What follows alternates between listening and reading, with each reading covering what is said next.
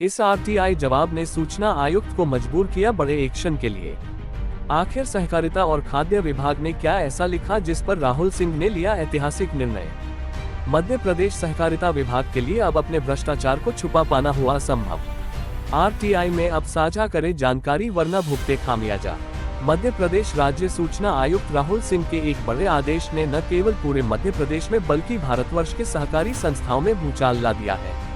आखिर क्या था उस आरटीआई में जिसने राहुल सिंह को इतने बड़े आदेश देने पर मजबूर किया।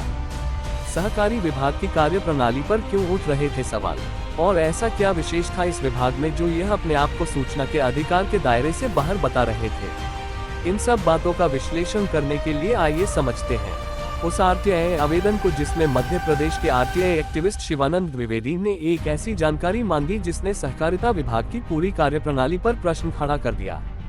बड़ा सवाल ये था कि क्या आम और गरीब नागरिकों को राशन मुहैया कराने वाले सरकारी राशन की दुकान के विक्रेताओं को उनका हक समय पर दिया जाता है अथवा नहीं। इन्हीं कुछ पेमेंट भुगतान को लेकर लगाई गई इस आरटीआई ने सहकारिता विभाग की पोल खोल दी। अब इस दायरे में न केवल सहकारिता विभाग था बल्कि खाद्य और सहकारी बैंक भी कार्यवाही के जद में आ गए।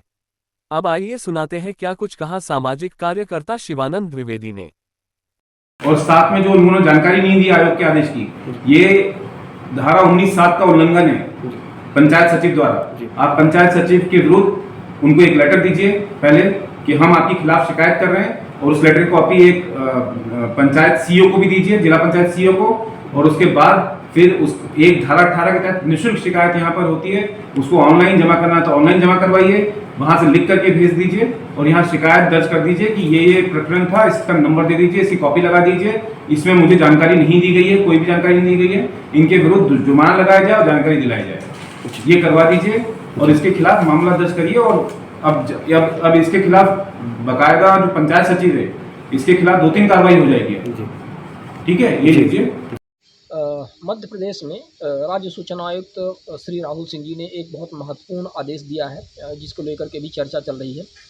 आपने देखा कि किस प्रकार से जो सहकारी समितियां हैं उनको आरटीआई के दायरे में लाया गया है।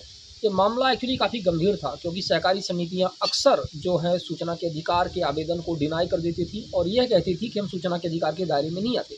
इस प्रकार बहुत सारी महत्वपूर्ण जानकारियाँ जो कि जैसे आम नागरिक या किसान अपने खाद बीज और ब्याज अनुदान, फसल बीमा से संबंधित जानकारियाँ चाहती थी, वो जानकारी उनको नहीं मिल पाती थी।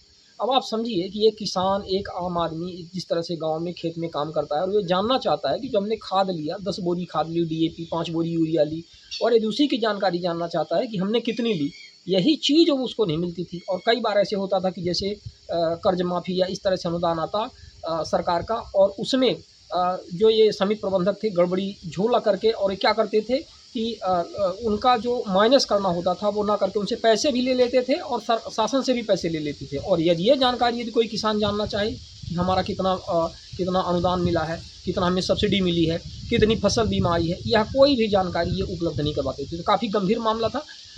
राज्य सूचना आयुक्त श्री राहुल सिंह जी के इस आदेश ने हमारी एक आरटीआई पर उन्होंने आदेश दिया है जिसमें न केवल पूरे मध्य प्रदेश बल्कि पूरे भारतवर्ष में सहकारी समितियों को लेकर के बहुत ही शानदार निर्णय है। अब क्या होगा कि पूरे देश के अन्य प्रदेशों में भी इसी तरह से चर्चाएं होंगी और सहकारी समितियों को आरटीआई के दायरे में लाने के प्रयास किए जाएंगे।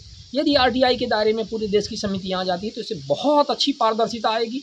किसानों का जो शोषण होता था, सहकारी समितियों में जो घोटाले होते थे, कौन पैसे जमा कर रहा है, कहाँ किसके पैसे आ रहे हैं। आपने देखा कि कोविड के दौरान भी और नोटबंदी के दौरान भी समितियों के खाते में, सहकारी बैंकों के खाते में अपार धन गया, उसका कोई हिसाब किताब नहीं है, और वो कहेंगे कि हम आरटीआई के दायरे में नहीं आते।